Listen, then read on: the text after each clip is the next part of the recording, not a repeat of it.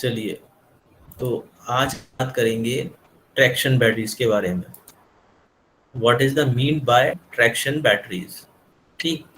तो अगर हम बेसिकली ट्रैक्शन बैटरीज की बात करें, तो as an electric vehicle is a battery used power the electric motors. जो बैटरी हम इलेक्ट्रिक मोटर में यूज कर रहे हैं इलेक्ट्रिक मोटर को ऑपरेट करने के लिए, उनको बेसिकली हम ट्रैक्शन बैटरीज बोल रहे हैं, right? These batteries are specially designed for high ampere hour. In batteries को हम स्पेशली डिजाइन करते हैं हाई एम्पियर आवर रेटिंग के लिए, है ना? या किलोवाट आवर में। ठीक। ये ट्रैक्शन बैटरीज हमने बनाई हैं, इनकी केवल मटेरियल चेंज हो जाएगा, शेप चेंज हो जाएगी, बाकी ऑलमोस्ट ये लेड एसिड बैटरीज जैसी होंगी। देखिए, how many volts are in hybrid electric vehicle batteries. अगर हम हाइब्रिड इलेक्ट्रिक व्हीकल्स की बात करें तो इसमें कितने वोल्ट्स हमें चाहिए? The higher voltage battery in hybrid vehicles range 144 to 330 volts DC.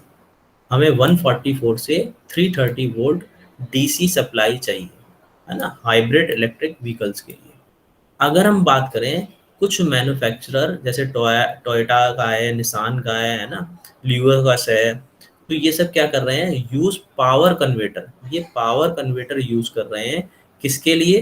क्या करते हैं ये पावर कन्वर्टर से? ये 650 वोल्ट डीसी एसी में चेंज कर लेते हैं ना। यहाँ कुछ क्या कर रहे हैं, 144 से 330 तक डीसी यूज कर रहे हैं डायरेक्ट, बट ये पावर कन्वर्टर यूज करके 650 वोल्ट एसी में कन्वर्ट कर लेते हैं और इसको ड्राइव देते हैं। ठीक। अब टाइप ऑफ ईवी बैटरीज को हम देखते हैं। अगर हम इलेक्ट्रिक व्हीकल बैटरीज की बात करें तो इसमें बेसिकली ये चार टाइप आते हैं: lead acid battery, nickel cadmium battery, nickel metal battery and lithium ion battery. ठीक। अब इन सारी बैटरीज के बारे में हम एनालिसिस करेंगे कि which one is better for electric vehicle, इसमें से कौन सी बेटर है इलेक्ट्रिक व्हीकल्स के लिए। तो देखिए, अप्रोक्सीमेट अगर हम साइकिल लाइफ की बात करें, जैसा कि अभी हमने पढ़ा, पिछले लेक्चर में हमने देखा भी था, साइकिल लाइफ साइकिल की अगर हम बात करेंगे तो देखिए, यहाँ क्या कह रहा हूं मैं, ये चार्ज डिस्चार्ज करी 1 टाइम, 2 टाइम, 3 टाइम, 4 टाइम, है ना। तो मान लेते हैं कि लिथियम आयन बैटरी कितनी, 2000 टाइम, है ना, 2000 टू 200 टाइम्स के बाद क्या हो रही है, उसकी चार्जिंग डिस्चार्ज के बाद वो फेलियर हो रही है।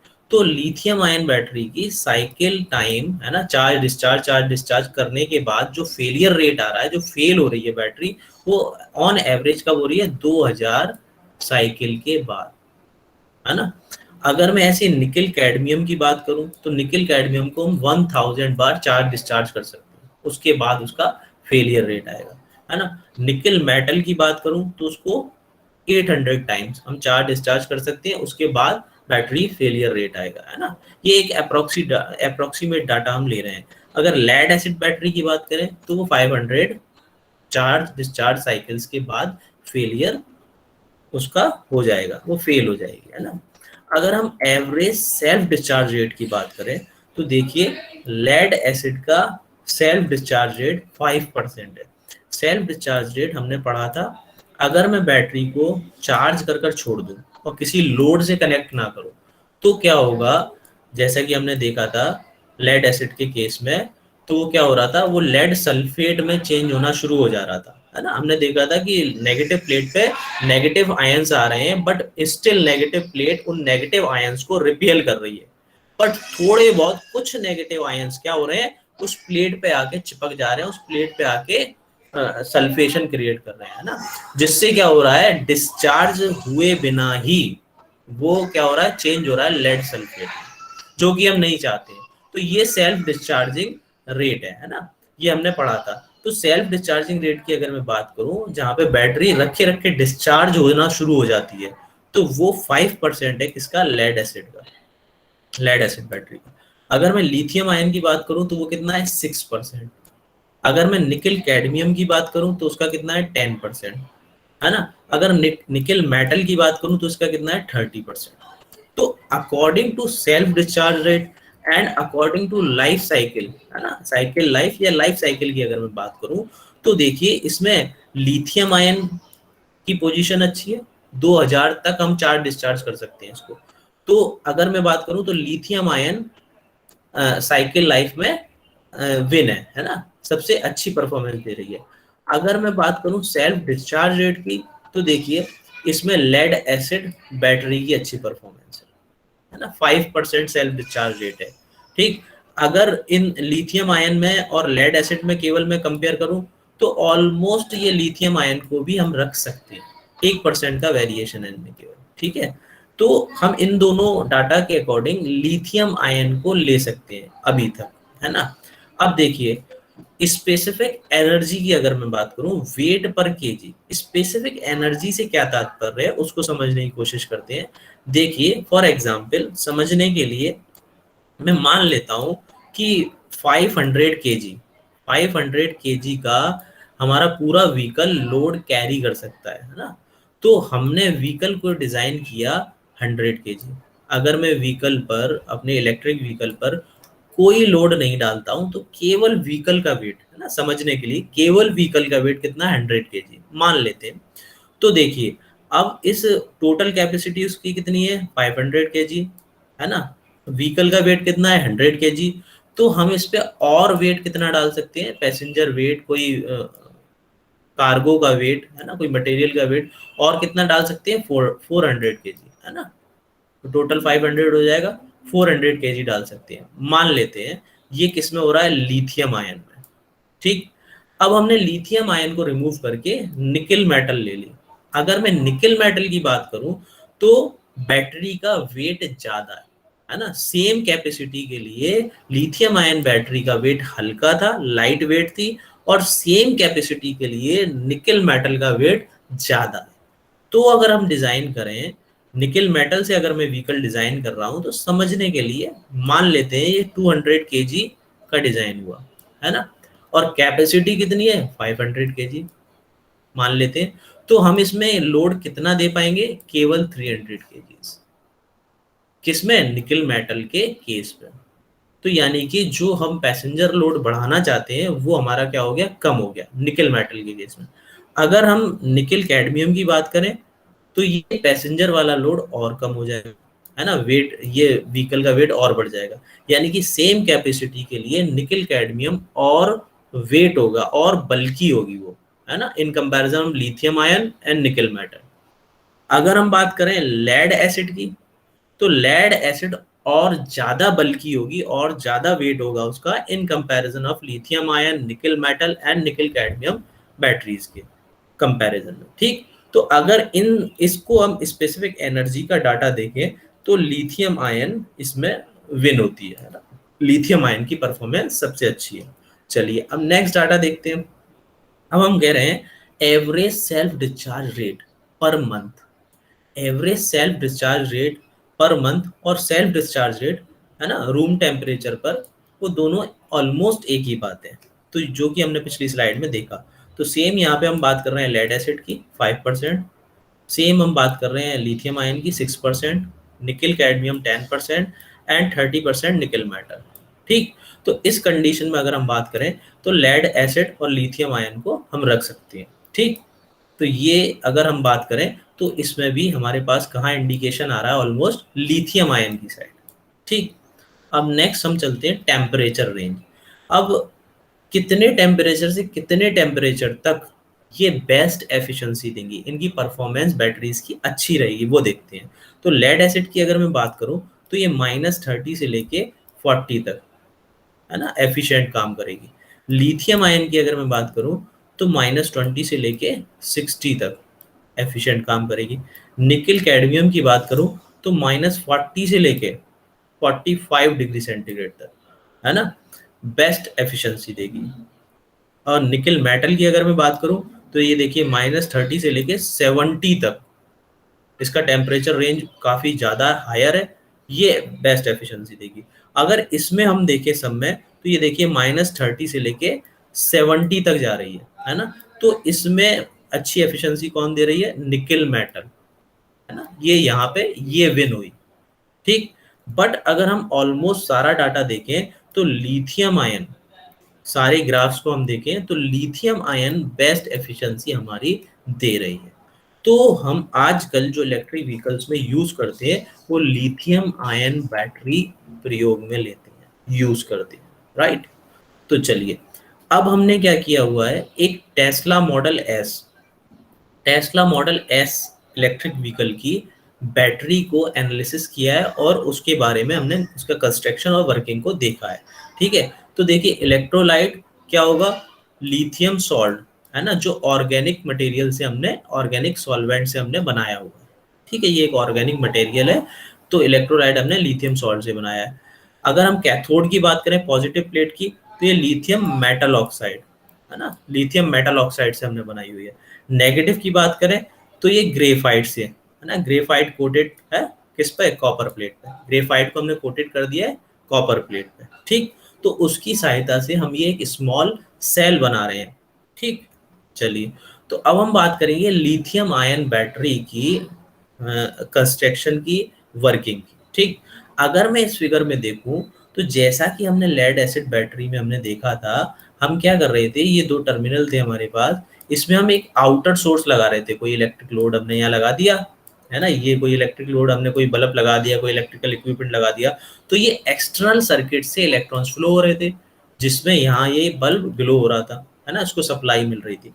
तो ऐसा ही हम इस केस में देखेंगे, ये लिथियम आयन जो होगा उसको हम एक सेपरेट पाथ दे रहे हैं, और एक ये जो इलेक्ट्रॉन आप देख रहे हैं ये आउटर सर्किट से फ्लो हो रहा है, जिससे हमें सप्लाई मिल रही है। ठीक है, अगर मैं इस लिथियम आयन की बात करूं तो लिथियम आयन के आउटर सेल की अगर हम कंस्ट्रक्शन देखते हैं, आउटर सेल देखते हैं, तो इसमें 3 इलेक्ट्रॉन्स है जो अनस्टेबल फॉर्म में है। तो लिथियम आयन की टेंडेंसी क्या है कि वो अपने इलेक्ट्रॉन्स को रिलीज करना चाहता है, छोड़ना चाहता है ना। तो लिथियम आयन हमेशा अनस्टेबल कंडीशन में आपको मिलेगा। तो इसको हम कुछ स्टेबल बनाने के लिए, देखिए ये इलेक्ट्रॉन्स दिखा रहा है यहाँ पे, है ना। अब लिथियम आयन को हम स्टेबल बनाने के लिए क्या करते हैं, इसमें कुछ ऑक्साइड मिक्स करते हैं, है ना। अगर हमने लिथियम आयन छोड़ दिया तो वो अनस्टेबल फॉर्म में वो इधर उधर भाग जाएगा, अपने इलेक्ट्रॉन्स दे देगा और कुछ का कुछ रिएक्शन में चेंज हो जाएगा, है ना। तो इसको हम स्टेबल करने के लिए इसमें कुछ ऑक्साइड्स मिलाते हैं। ठीक, अगर मैं बात करूं, ये देखिए ये इलेक्ट्रोलाइट है, अभी इसके बारे में समझते हैं हम। इस इलेक्ट्रोलाइट्स में से क्या हो सकता है, ये आयन तो पास हो सकते हैं, ये आयन यहाँ से यहाँ जा सकते हैं, बट ये इलेक्ट्रॉन्स पास नहीं हो सकते। ये देखिए ये इलेक्ट्रॉन्स पास नहीं हो सकते। इन इलेक्ट्रॉन्स को क्या चाहिए, आउटर सर्किट, है ना। तो वो आउटर सर्किट से पास होंगे, जो कि हमें चाहिए भी। उस आउटर सर्किट में हम कोई भी इलेक्ट्रिकल लोड लगा सकते हैं, जिससे हमें सप्लाई मिल जाएगी। अब हम पहले लिथियम आयन की चार्जिंग की बात करेंगे। ठीक, देखिए ये लिथियम आयन चार्ज कैसे हो रही है। पहले इस साइड, पॉजिटिव साइड की अगर मैं बात करूं, तो ये ग्रीन वाले जो आप देख रहे हैं ये लिथियम आयन से, ठीक है। और ये हमने ऑक्साइड मटेरियल, इसमें इम्प्योरिटीज मिला रखी है। अगर मैं बात करूं तो बेसिकली हमने इसमें इम्प्योरिटीज मिला रखी है, किसमें, लिथियम आयन में। क्यों, क्योंकि ये स्टेबल हो जाए। अगर हम इम्प्योरिटीज नहीं मिलाएंगे तो ये स्टेबल नहीं रहेगा। इसको स्टेबल करने के लिए हमने इसमें ऑक्साइड की कुछ प्रॉपर्टीज मिला रखी हैं। ये ग्रीन वाले सारे आपके लिथियम आयन है। तो जैसे ही हम इस बैटरी को जब चार्ज कर रहे हैं तो देखिए ये सारे इलेक्ट्रॉन्स ये यहाँ आ रहे हैं, है ना। कहाँ से आ रहे हैं, ये इस साइड से आ रहे हैं। इस फिगर में आप देखेंगे तो इलेक्ट्रॉन्स किस साइड से, नेगेटिव साइड से सारे कहाँ आ रहे हैं, इधर पॉजिटिव साइड में आ रहे हैं, इधर आ रहे हैं, है ना। ये देखिए यहाँ से आए, ये सब इधर आ रहे हैं, है ना। कहाँ जाएंगे, देखिए मेरा कहने का मतलब ये है कि देखिए यहाँ से ये डिस्चार्ज पोजीशन में थी, जब हम चार्ज करेंगे तो ये लिथियम आयन इसको, जैसा कि अभी हमने देखा, इसको क्रॉस करके इस साइड आ जाएंगे। ये क्या है, ग्रेफाइट, है ना। ये ग्रेफाइट हमने रखा हुआ है। ग्रेफाइट क्यों रखा हुआ है, ये लिथियम आयन को होल्ड करके रखे केवल इसलिए, है ना। और यहाँ से जो इलेक्ट्रॉन्स होंगे वो कहाँ से आएंगे, ये आउटर सर्किट से, ये आउटर सर्किट के थ्रू आ रहे हैं। देखिए यहाँ आ गए, है ना। यहाँ से कहाँ जाएंगे, ये यहाँ ग्रेफाइट में आ जाएंगे। तो ग्रेफाइट इनको, इन इलेक्ट्रॉन्स को होल्ड रखेगा, ठीक है। ये देखिए, तो और ये यहाँ से ये आयन सारे इलेक्ट्रोलाइट पास करके ये सीधे डायरेक्ट यहाँ आ जाएंगे, ठीक है। तो एक पोजीशन कैसी हो जाएगी, अगर मैं बात करूं, ये बॉल कहाँ पहुंच गई, टॉप ऑन द हिल, जब बैटरी फुल्ली चार्ज हो गई। समझने के लिए हम अपने दिमाग में ये रख सकते हैं, ये बॉल यहाँ से कहाँ पहुंच गई, ऊपर, टॉप ऑन द हिल, यानी कि बैटरी फुल्ली चार्ज है। फुल्ली चार्ज में क्या कंडीशन होगी, देखिए यहाँ पर आपके जो ग्रीन कलर के लिथियम आयंस थे वो सारे यहाँ आ चुके हैं, आपके जो इलेक्ट्रॉन्स थे पॉजिटिव साइड वो सारे इधर आ चुके हैं, इस पोर्शन में आ चुके हैं, है ना। ये क्या हो गई, बैटरी फुल्ली चार्ज। अब हम इसकी डिस्चार्जिंग पोजीशन देखेंगे लिथियम आयन की। अब मैंने इसको कोई इलेक्ट्रिक लोड यहाँ लगा दिया, कोई बल्ब लगा दिया, कोई इलेक्ट्रिकल इक्विपमेंट लगा दिया, तो देखिए ये इस साइड से इलेक्ट्रॉन्स फ्लो करना शुरू कर देंगे आउटर सर्किट से, जैसा कि लेड एसिड में हो रहा था, है ना। ये यहाँ पे आना शुरू हो जाएंगे, अब इलेक्ट्रॉन्स फ्लो होना शुरू हो जाएंगे तो धारा प्रवाह होना शुरू हो जाएगी, है ना, सप्लाई मिलना शुरू हो जाएगी, तो ये बल्ब ग्लो कर जाएगा, जल जाएगा, है ना। और देखिए ये आयंस इस आउटर सर्किट को नहीं फॉलो करेंगे, ये सीधे इलेक्ट्रोलाइट से बाईपास हो जाएंगे, देखिए यहाँ से सारे यहाँ आ जाएंगे, है ना। तो जब ये फुल्ली डिस्चार्ज हो जाएगी, तो यहाँ पहुंच गए थे चार्जिंग में, डिस्चार्ज हो जाएगी तो ये वापस नीचे आ जाएगी, ये इसकी फुल्ली डिस्चार्ज कंडीशन होगी, है ना। देखिए यहाँ केवल ग्रेफाइट रह गया है, सारे इलेक्ट्रॉन्स और आयंस इस साइड आ गए, ठीक। तो ये कुछ ऐसी कंडीशन बन जाएगी, ठीक। अब यहाँ अगर हम इसका मेंटेनेंस नहीं रखेंगे तो यहाँ एक लेयर क्रिएट हो जाएगी, है ना। उस लेयर क्रिएट होने की वजह से ये इलेक्ट्रोलाइट मेल्ट हो सकता है और शॉर्ट सर्किट के चांसेस बढ़ सकते हैं, है ना। ये वो बताने की कोशिश कर रहा है। चलिए अब हम सेपरेटली बात करते हैं इसकी कंस्ट्रक्शन की, प्लेट्स की और सेपरेटर की। देखिए हमने क्या किया हुआ है, एक कॉपर प्लेट ले ली, ये एक कॉपर प्लेट ले ली, है ना। इस पे हमने ग्रेफाइट को पेस्ट कर दिया, इस पे हमने ग्रेफाइट पेस्ट कर दिया, ठीक। अब एक हमने एल्यूमिनियम प्लेट ले ली, एल्युमिनियम प्लेट पे हमने क्या किया, ये आयन और ऑक्साइड, है ना, लिथियम आयन विद ऑक्साइड, ताकि वो स्टेबल रहे, उसको पेस्ट कर दिया किस पे, एल्युमिनियम प्लेट पर, ठीक है। तो अब देखिए ये जो आपको चॉकलेट कलर की दिखाई दे रही है, ये नेगेटिव प्लेट बन गई, है ना। और ये एल्युमिनियम वाली प्लेट जो है ये पॉजिटिव प्लेट बन गई, ये दोनों हमारे पास नेगेटिव और पॉजिटिव प्लेट्स बन के तैयार हो गई लिथियम आयन बैटरी की। अब हम इन्हें क्या करेंगे, इसके बीच में ये सेपरेटर हम लगा देंगे, सेपरेटर लगा के इसको रोल आउट कर देंगे, है ना, इसको रोल कर लेंगे, तो आपका ये बैटरी सेल बन के तैयार हो जाएगा। ये इसका बैटरी सेल है, ये हमने टेस्ला मॉडल एस का बैटरी सेल लिया हुआ है, ठीक। तो इसका वोल्टेज की अगर मैं बात करूंगा 3 से 4.2 वोल्ट तक रहेगा। अब हम इनको क्या करेंगे, अब इन छोटे छोटे सेल्स का हम बैटरी पैक बना लेंगे, है ना। नंबर ऑफ सेल्स का 700 सेल्स, है ना, 800 सेल, 1000 सेल्स, तो जैसी हमारी रिक्वायरमेंट है वैसा हम इनका सीरीज में कनेक्ट करके एक बैटरी पैक बना लेंगे।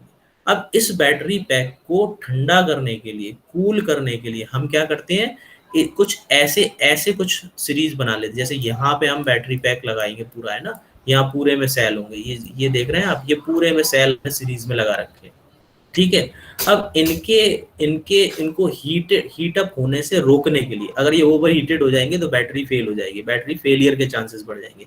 हम इसमें क्या करते हैं, देखिए यहाँ से ग्लाइकोल को भेजते हैं हम, ग्लाइकोल क्या करेगा, इसको कूल कर देगा, बैटरी पैक को ठंडा कर देगा, ओवर हीटेड होने से रोक देगा, प्रिवेंट कर देगा, राइट।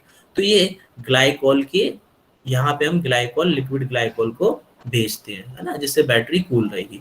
अच्छा, अगर हम सेल बैलेंसर की बात करें, है ना, सेल बैलेंसर का क्या काम है, यूनिफॉर्मली सेल को चार्ज करना और यूनिफॉर्मली सेल को डिस्चार्ज करना, ये इलेक्ट्रॉनिकली गवर्न होता है। कैसे, देखिए अगर मैंने इसको चार्ज किया बैटरी पैक को पूरे को जो सीरीज में लगे हुए हैं, तो हो सकता है ये बैटरी पैक फुल्ली चार्ज हो गया, ये बैटरी सेल, और एक ये बैटरी सेल अभी हाफ ही चार्ज है। अगर मैं फर्दर इसको चार्जिंग दूंगा तो हो सकता है ऐसा ही होगा, ये बैटरी फुल्ली चार्ज हो जाएगी, ओवर चार्ज हो जाएगी, ओवर हीटेड हो जाएगी, जिससे सेल के फेलियर के चांसेस बढ़ जाएंगे। और ये अगर मैं चार्जिंग रोक देता हूं तो ये अभी आधा ही चार्ज है ना, तो इसके भी पॉसिबिलिटी हो सकती है फेलियर की। तो हमें क्या चाहिए कि यूनिफॉर्मली बैटरी चार्ज हो, बैटरी सारे सेल्स यूनिफॉर्मली चार्ज हो और यूनिफॉर्मली डिस्चार्ज हो, है ना, एक साथ। तो सेल बैलेंसर क्या करेगा, अगर मान लेते हैं ये 80% चार्ज हो गया, ये सेल अगर 80% चार्ज हो गया तो इसकी चार्जिंग को, इसकी सप्लाई को रोक देगा। और अभी मान लेते हैं ये 40% ही चार्ज है तो इसको चार्ज करेगा। अब ये दोनों जब 80% चार्ज हो जाएंगे, अब इसकी चार्जिंग इस सेल में भी चार्जिंग आना शुरू हो जाएगी, यानी कि ये दोनों एक साथ अब 80% से चार्ज होना शुरू होंगे, है ना। तो सेल बैलेंसर का बेसिकली यही काम है, यूनिफॉर्मली चार्जिंग और यूनिफॉर्मली डिस्चार्जिंग, राइट। चलिए, अब आगे हम देखेंगे निसान लीफ। अगर मैं इलेक्ट्रिक व्हीकल निसान लीफ की बात करूं तो उसका बैटरी पैक कुछ ऐसा होगा। कैसे टाइप का होगा? पाउच टाइप का। अभी हमने जो देखा वो सिलेंड्रिकल था, सिलेंड्रिकल टाइप था, किसका? Tesla model S electric car का। बट अगर मैं निसान की बात करूं तो ये 261 लंबा है और पाउच पाउच टाइप है, और ये सिलेंड्रिकल है, 65 का छोटा सेल। तो इसमें हीट डिसिपेट करना आसान है, किसके? पाउच के कंपैरिजन, है ना। तो ये वाला बैटरी पाउच ज्यादा सक्सेस नहीं हुआ मार्केट में, बट ये स्मॉल सेल्स ये ज्यादा सक्सेस हुए। तो आजकल जो भी इलेक्ट्रिक व्हीकल आ रहे हैं तो वो liquid cooling with small cells battery pack का प्रयोग अधिक कर रहे हैं, है ना। ये ये क्वाइट डिफिकल्ट है इसकी हीट डिसिपेशन करना, इसको कूल करना, है ना। तो आजकल ज़्यादातर इलेक्ट्रिक व्हीकल इसी का प्रयोग कर रहे हैं। ठीक, चलिए, अब हम बात करेंगे एडवांटेज और डिसएडवांटेजेस की। एडवांटेज की अगर मैं बात करूं, हाई एनर्जी डेंसिटी, है ना, वेट कम होता है और सेम एम्पियर आवर डिस्चार्ज हम इससे कर सकते हैं। Good performance at high temperature, high temperature पे इसकी परफॉर्मेंस अच्छी रहेगी। रिसाइकेबल, इसको हम रिसाइकिल कर सकते हैं लिथियम आयन बैटरीज को। लो लोड इफेक्ट, अगर आप इस पर लोड डाल रहे हैं तो इसका इफेक्ट ज़्यादा बैटरी पर नहीं पड़ेगा, कम रहेगा। High specific power and energy, specific power और एनर्जी इसकी हाई है लिथियम आयन बैटरी की। लॉन्ग लाइफ, इसकी लाइफ ज़्यादा है, जैसा कि अभी हमने ग्राफ में देखा था, है ना। 2000 बार तक हम इसे चार्ज डिस्चार्ज कर सकते हैं। अगर डिसएडवांटेज की बात करूं तो ये क्वाइट कॉस्टली, अदर बैटरीज के कंपैरिजन में लिथियम आयन बैटरी महंगी आती है। चलिए, तो इसमें आपके जो भी डाउट्स हैं वो ले लेते हैं, उसके बाद फिर हम आगे सीखेंगे। तो वन बाय वन आप अपने डाउट्स पूछ सकते हैं।